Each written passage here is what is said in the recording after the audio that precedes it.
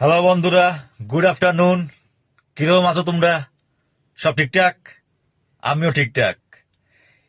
গত দুদিন আগে আমি একটা ভিডিও দিছিলাম। পার্কে গেছিলাম, তো এখানে ব্রহ্মপুত্র নদীর সামনে পার্কটা হয়, ব্রহ্মপুত্র রিভার ফ্রন্ট পার্কের নাম। তো খুব সুন্দর পার্ক। তো যেহেতু ব্রহ্মপুত্র, তা আমি কইছিলাম যে ব্রহ্মপুত্র নদী নাই, ব্রহ্মপুত্র হইল গিয়া নদ। মানে ব্রহ্মপুত্র ছেলে, ব্রহ্মপুত্র মেয়ে নাই। তো একজনে আমার কমেন্ট করছে, না না দাদা, ব্রহ্মপুত্র নদীও কারেক্ট, নদ কারেক্ট নাই। দেখো, আমি না জানিয়া তো কিছু কই না। আর যারা জানো, তোমরা খুব ভালো থেকেও জানো যে ব্রহ্মপুত্ররে নদ কোয়া হয়, ব্রহ্মপুত্রে নদী কোয়া হয় না, ঠিক তো?